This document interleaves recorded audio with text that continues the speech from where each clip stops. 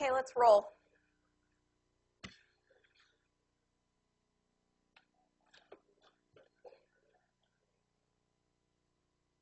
Okay,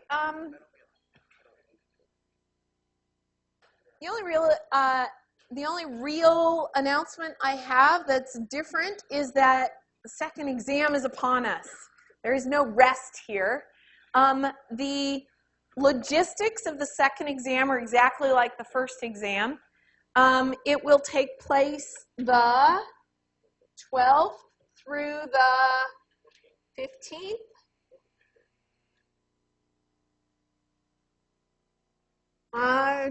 Same game. It's the same game. We anticipate the same duration, but not the same complexity. It'll be a little bit more complex because the C++ that we know is more complex at this point. Let's see. And the content covered will be through this Friday. So you can imagine that there will be a little bit of inheritance on it. Okay, so let's roll here.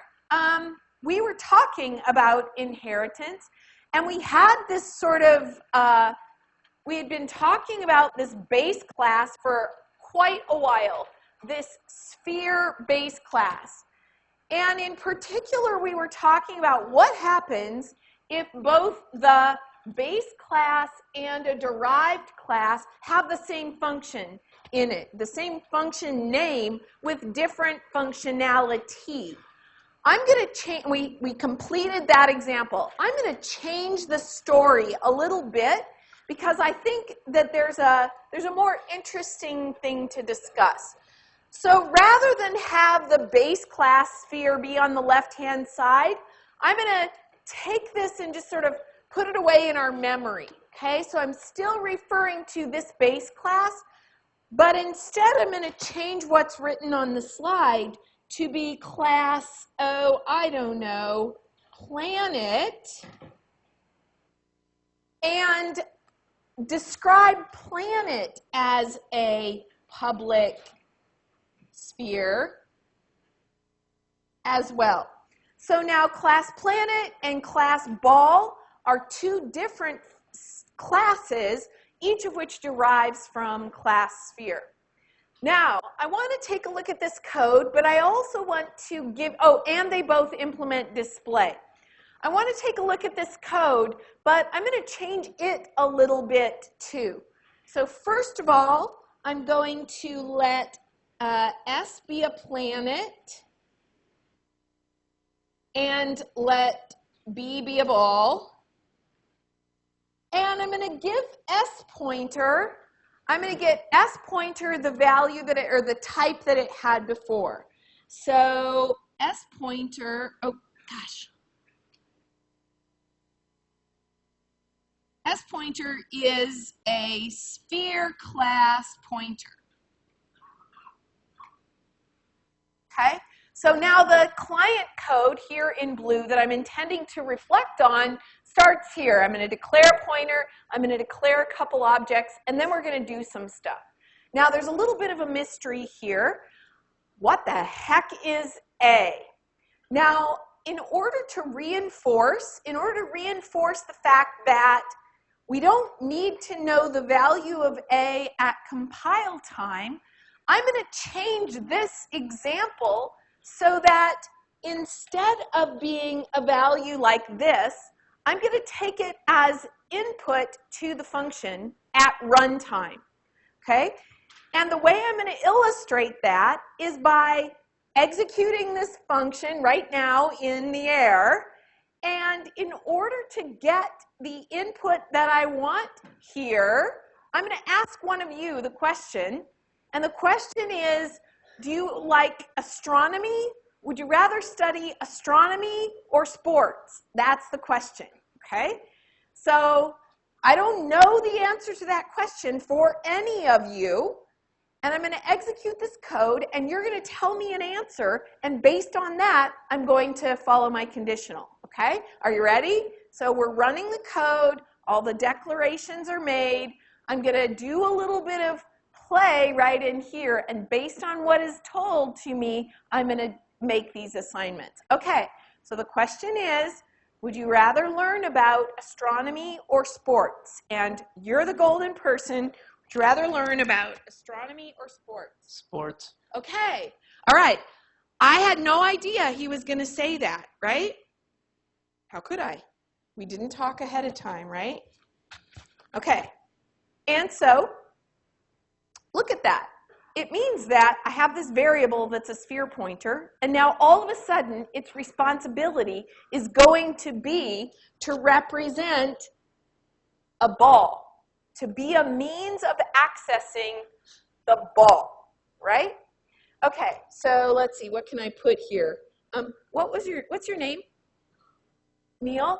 How do you spell it? N-E-E-L says sports. Okay? No, says not sports. Then I would do this, but I did this. Okay, right? Does that make sense? Might be too convoluted. I don't know. You can let me know later. All right, and so, but the point is, we didn't know. We didn't know what was going to happen at runtime.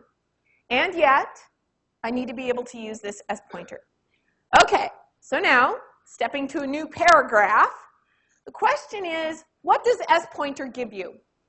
By default, independent of this little play acting that we did, by default, C++ uses early binding, which says we're not going to give it a special display function. We're going to use the sphere class display. Okay, so by default,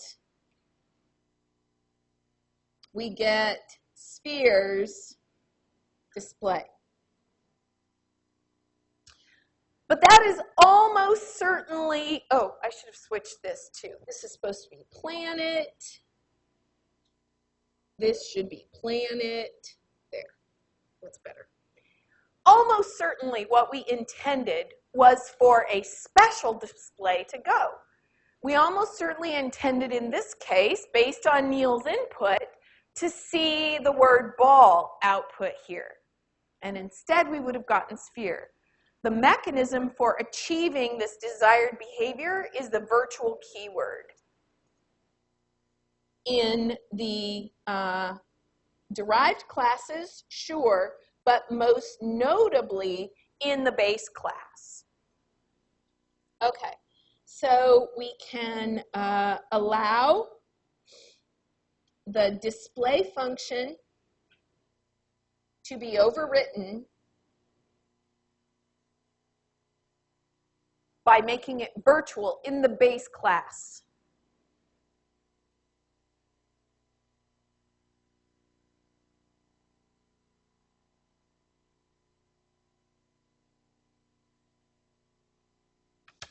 So what happens at compile time there is if the function is virtual, this is a keyword, there should kind of be quotes around it. If that function is virtual, it basically tells the compiler to go look for all possible instantiations of that function and to bind them to this type, so that the sphere pointer, sphere's version of display actually has several versions of display. Okay? Now, what does that do? It means that your machine code is larger. It also means that your runtime behavior is a little less efficient. So it comes at a bit of a cost, but that's not a cost that we should worry about here. If the performance that you want is to allow for overriding of base class functions, make them virtual and don't worry about the running time costs of doing so. Okay. So there are some kind of rules that go along with virtual functions, and I'm going to go through those kind of quickly. I promise you that there will be some eye rolling and some surprises. Okay. All right, so a virtual method, we're not speaking Java, so I'm actually going to go ahead and call it a function. Same thing. When you see the word method there, it means a member function. Is one a derived class? Can override? Yes. I prefer the word overwrite. Okay, because it is like it's redefined. The original one is erased and it's redefined. Okay? A class's virtual functions must be implemented.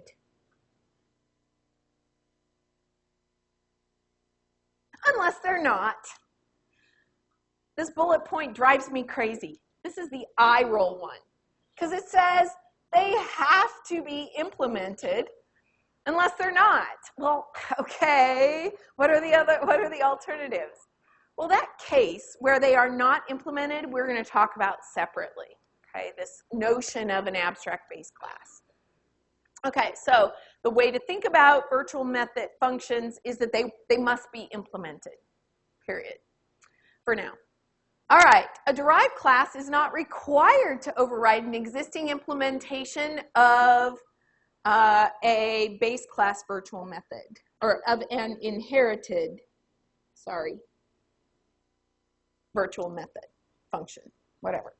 Okay, so for example, in display, the ball class, for the function display, the ball class could have used spheres display. It didn't have to overwrite it. Okay, would have been fine just to rely on spheres, and if spheres was there, we would use it. Okay, and then constructors cannot be virtual. Here's the surprise. This is new. Destructors can be virtual, and they should be.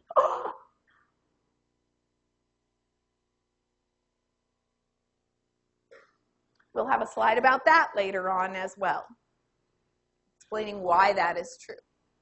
And then the virtual function return type cannot be overwritten. So both the parameterization and the return types will be the same. Okay. All right. Those are just sort of meant to ask you to think about the right questions. Let's spend a few minutes now addressing some of these issues and seeing what happens. In particular, let's talk about constructors for a minute.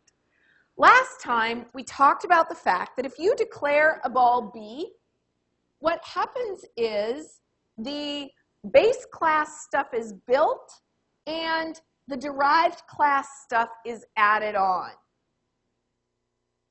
Now, let's think about what the ball class constructor might look like. So first of all, if you don't write any of this, there is a default constructor provided for you. The system's going to help you. It's going to go, oh, you want a ball? Okay, I'll give you one. It's all garbage, but you don't care. And it's going to do the right thing with respect to the sphere constructor. If there's a no argument sphere constructor, it will invoke it for you. So the building of those boxes will happen for you if you don't do anything to control the setting, okay? Now, if you do decide to control the setting, here's how this plays out. When I say that we decide to control the setting, I mean that we're going to write our own constructor for the ball class.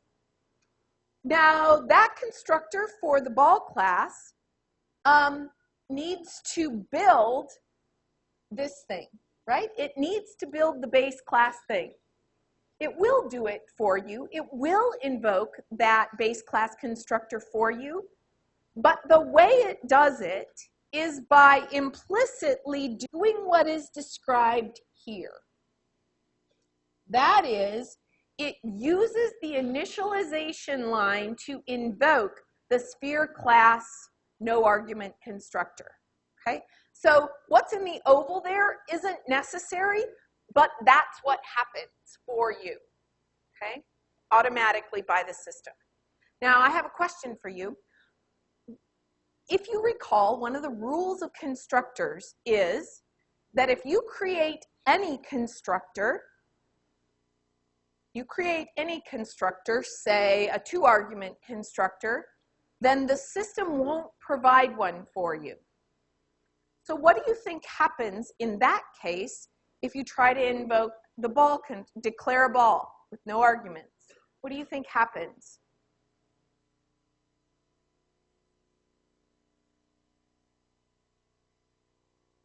Can you make a ball?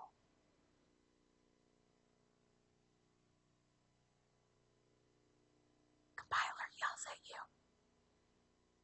You already know this because this is basically what happened between images and PNGs, right?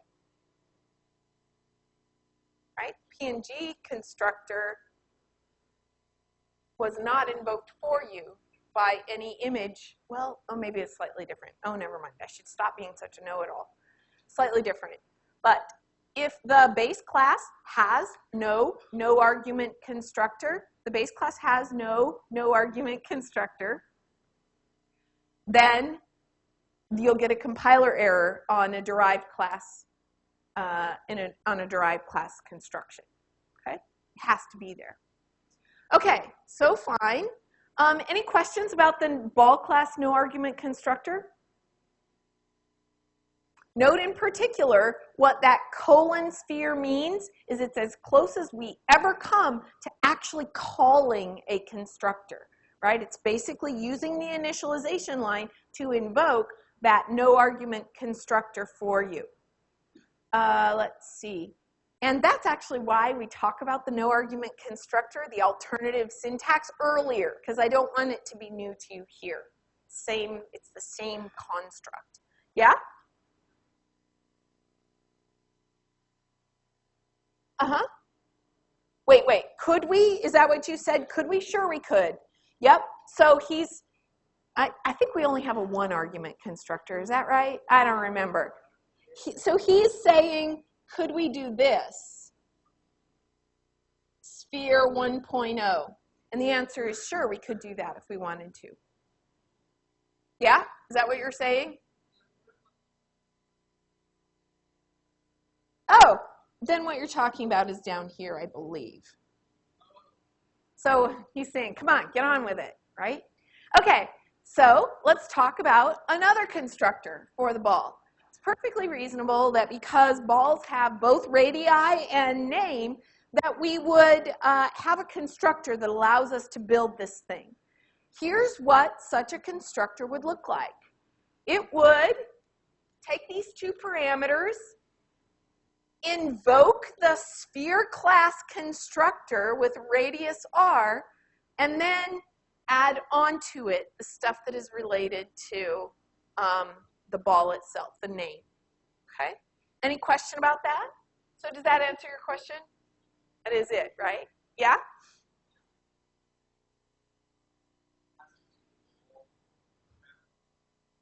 Yep. Well, no, because you could decide, you could put, instead of using that R, you could put 42 there every single time if you wanted to. And that would be fine. That'd work fine. Okay? So here's a good time for me to refer to the lab. So it's pretty easy to get tangled up in all the rules associated with these constructors.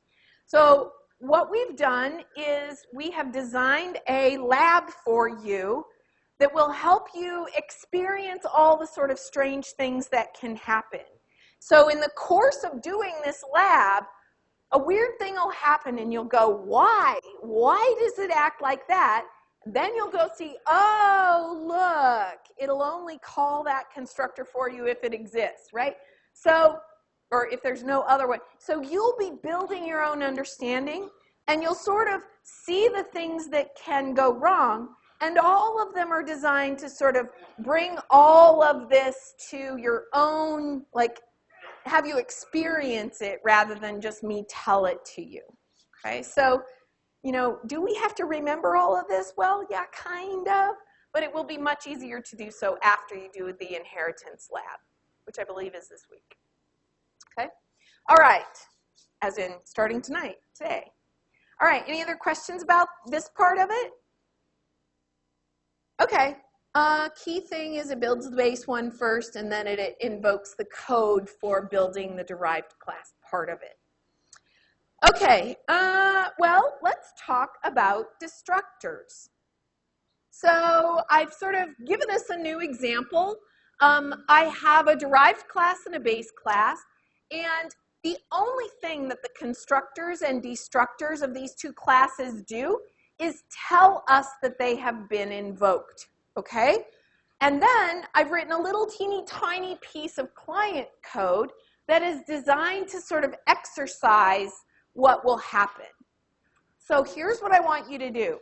I want you to trace this client code and write down what output you will see. And I really want you to like put your pencil on your paper because the questions I'm going to ask, the first thing I'm going to ask is your solution the same as your neighbor's? So think about it independently for just a second.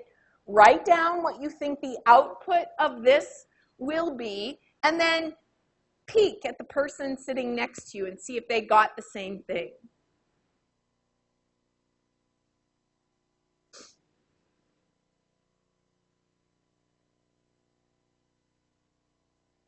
Sometimes the person sitting next to you is asleep and you have to wake them up.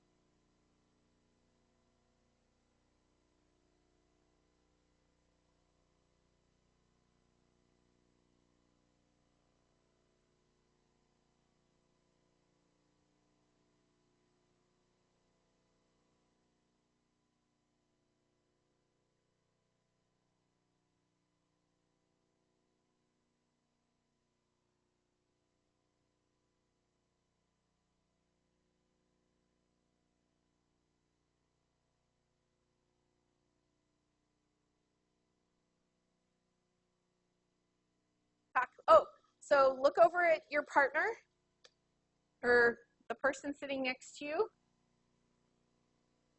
First of all, raise your hand if the person sitting next to you didn't write anything. Oh, that's just mean, isn't it? Okay. All right, so now I want you to look at what the person sitting next to you wrote and tell me if what you wrote are the same. So I want to know if pairs of people got the same thing for this, okay? So raise your hand if you and the person you worked with, or you're calling your neighbor, you got the same thing. Raise them high. There isn't, I don't know who you guys are, so there's very little at risk here. Okay, you got the same thing. Raise them high so I can really see you got the same thing. This is like this is as close as I get to a workout. So, okay, and now raise your hand if you got different things. Should be all of the rest of you. Come on. Okay. All right. This looks like a bit of a coin flip to me. It looks like a bit of a coin flip, right? Like, some of you are getting kind of the same thing, some of you not. All right, so let's do this all together. Starting with the first thing. So I'm pretty sure that the first thing that happens is a constructor of base is correct. That's right. Effectively, we build the base class thing first. That happens because of the derived class, but that's okay. It's that it kind of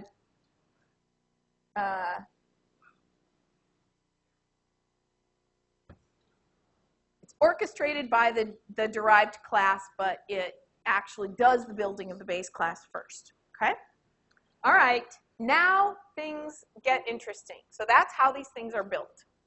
Now things get interesting. We're going to delete this.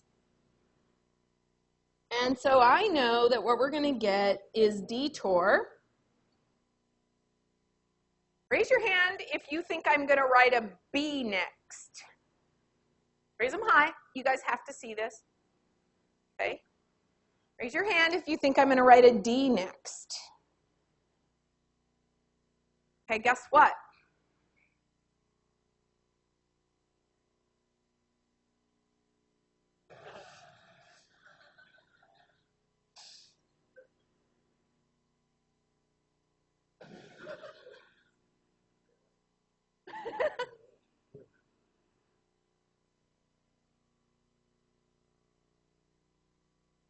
Try it. Take that code, go type it in, cut and paste it. Oh, wait, that won't work. No. Yeah, that's because these destructors are not virtual, okay?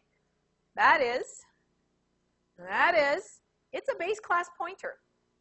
It's going to get torn down as if it is a base class thing. Unless you say, hey, this might have another kind of destructor associated with it. So if you add a virtual keyword here,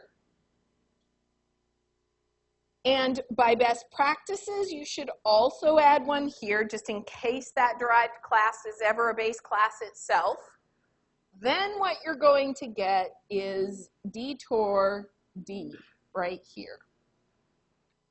Okay? Who knew? Maybe some of you did, actually. All right, any questions about it? Yeah? Excuse me? The question is, why did I write virtual in the derived class?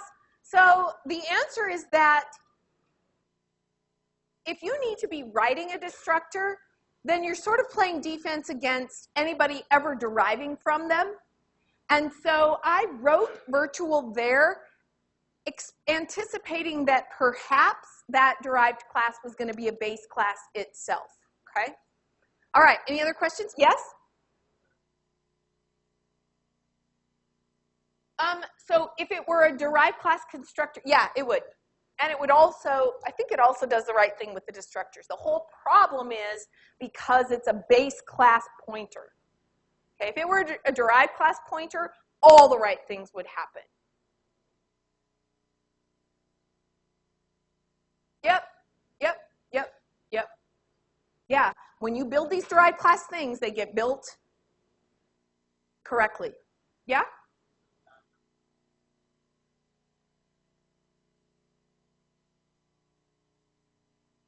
Yep. Yeah, so the system will do it in this order. It will go base, derived, derived, base. If there's a longer chain of inheritance, it will go from general or outermost, most general class, all the way into most specific class, and all the way back out again, palindromically, or as orchestrated by a stack, which we'll talk about later. Yeah?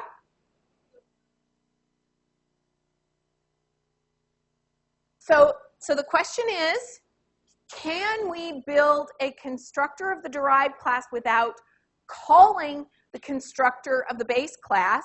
And the answer to that is yes, the system will build it for you. If you don't, like we didn't do it there, right? We didn't explicitly call it there. The system will do it for you if the constructor exists. If the no argument constructor exists for the base class, the system will call it for you. If it doesn't exist, then you'll get a compiler error. Okay?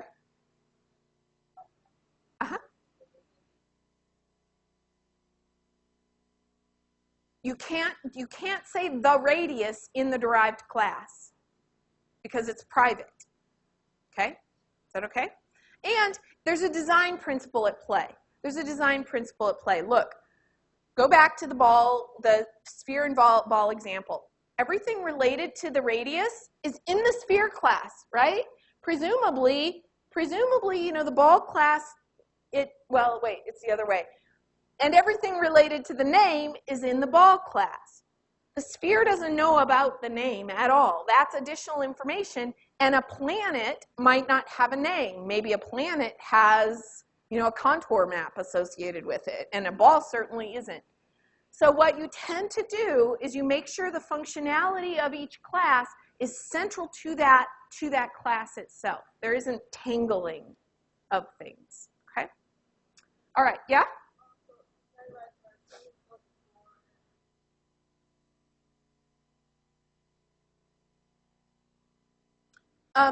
First is derived and then base, yep. Yep, two destructors are called. Because destructors are special. So the parallel that the student is trying to draw is that why aren't both displays called? Destructors are special because they understand that that object has two parts. Whereas for a function, there's only really going to be one function associated with it. Okay, so one has to do with data, one has to do with functionality. Okay, anything else about this? I promise you, playing with the lab this week will really clarify a lot of the behaviors here. And you know what? Unless you do this every day, I mean, this is kind of true confessions time. When I design code, I have to think about all these things again, and I kind of will make mistakes, right? Like this is a common area for having to debug for me because I don't live it every day. For this class, almost everything we do will be very simple. So you won't have to, you know, we're not going to try to trick you. The principles that we give you here and in the lab are going to do you fine. Okay, don't write hacky code. You won't need to. All right, so we're almost done with inheritance, except for this example. So take a look at this example and tell me what's different.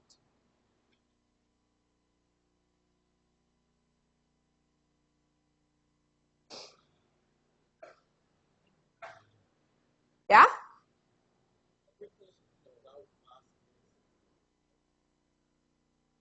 Oh, okay, so everything in the flower class is virtual. Yep, that's true.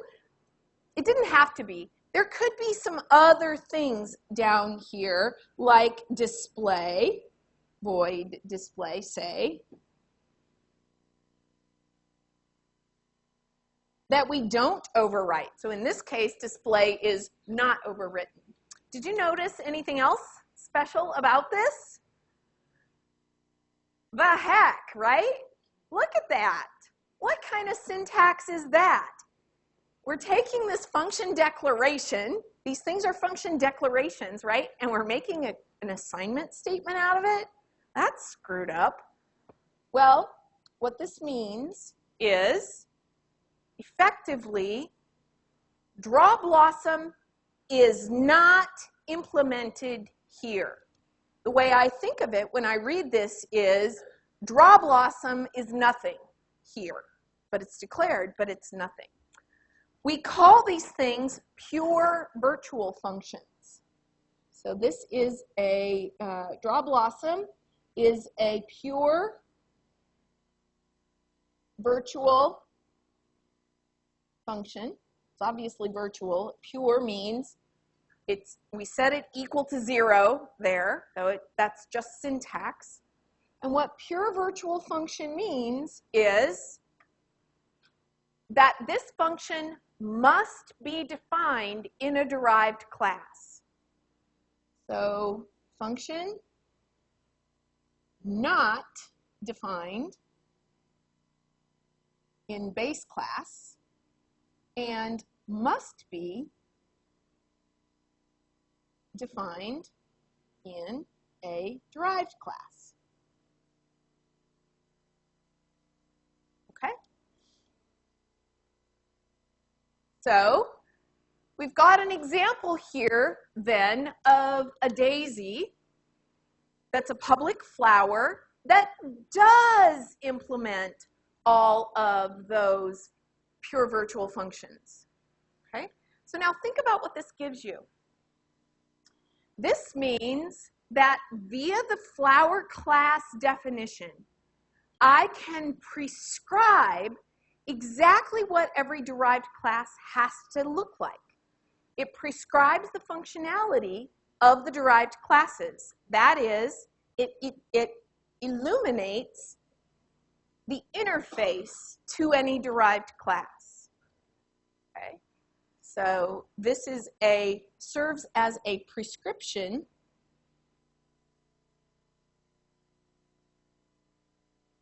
for derived class definition. Okay? It would not be okay for me not to include draw blossom there. If I did, I would get a compiler error. Compiler would say, I can't find a draw blossom, help. Okay? So we have to do it. Now, an abstract base class is any class with at least one pure virtual function. Any class with at least one pure virtual function. Okay? That's it. So flower is an abstract base class. All right, any questions so far? I thought I saw some hands waving at me. It's still snowing. Did you know that? Okay, good? We're good? Okay, I have some questions for you, of course. What do you think of this? What do you think of this?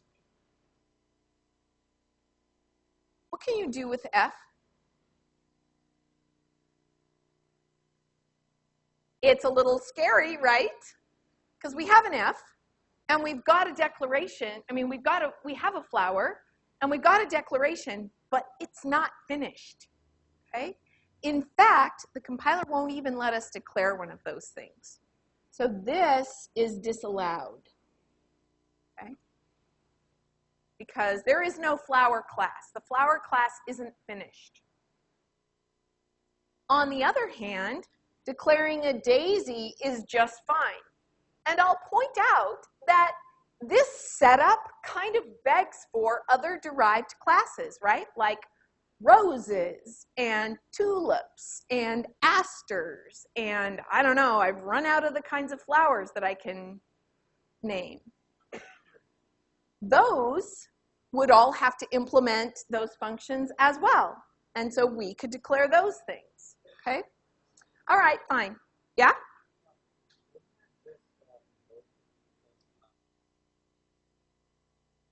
That's fine.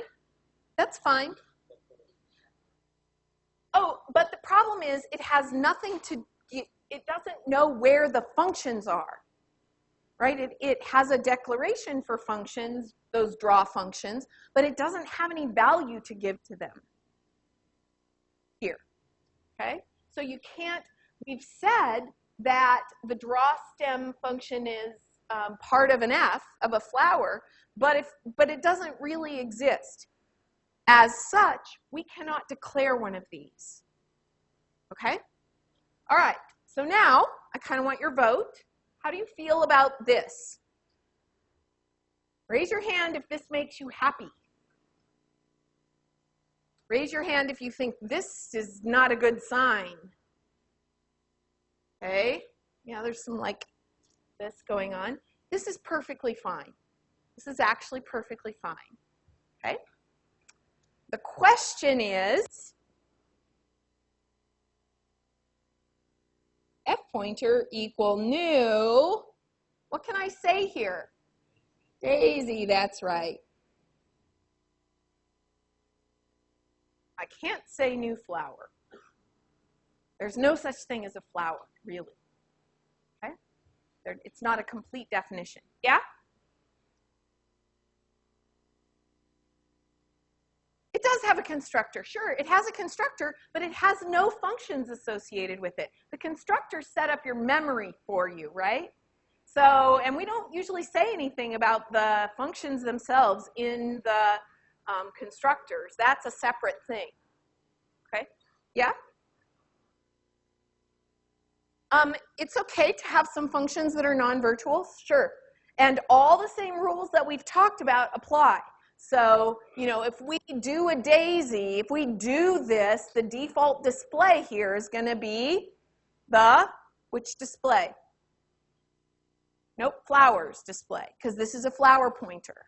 So all those rules for virtual, if I have display up here like this, all those rules for virtual would be at play. If I made this virtual, then daisy would be called. Okay, and it's fine to make that virtual without it being pure virtual. That would be fine. All those rules still apply. Okay, I had another question for you. I'm going to put this in green.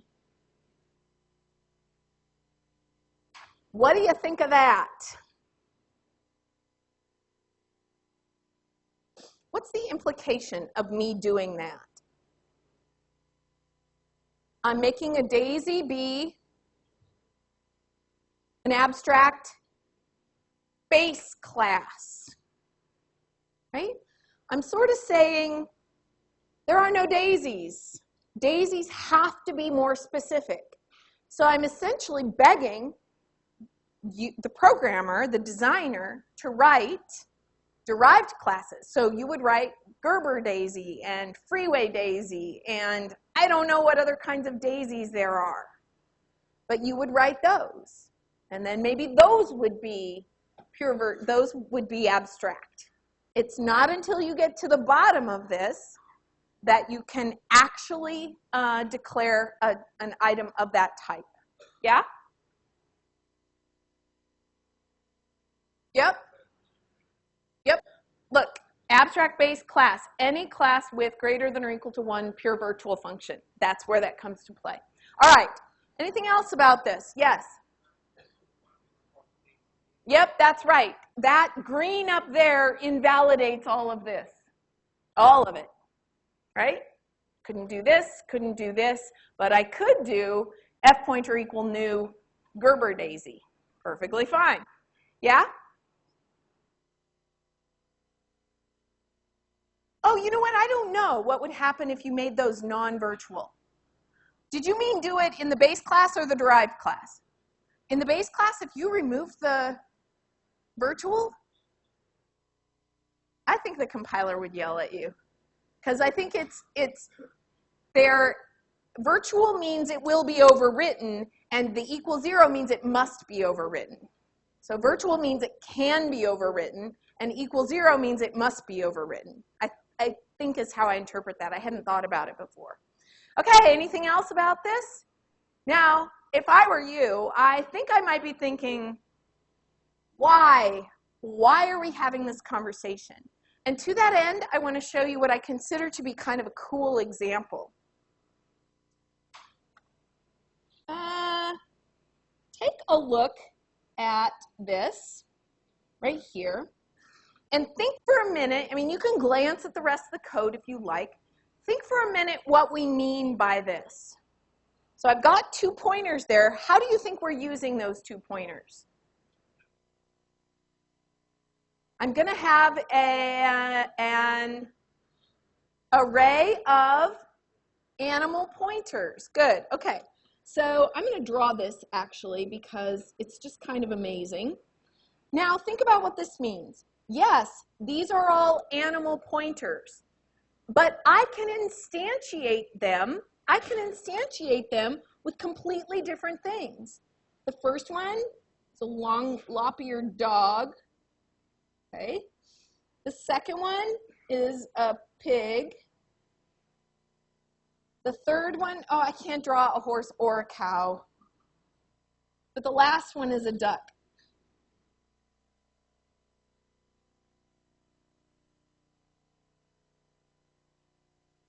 I don't know. I'm going to make, oh, I know. I'm going to make this cat, because that's a farm animal, right? And this a horse. Okay, fine. That's all I got. Okay, but think about this. I just put a whole bunch of different things into an array. When was the last time you did that? A whole bunch of different type things into an array. And it's fine. I could do that.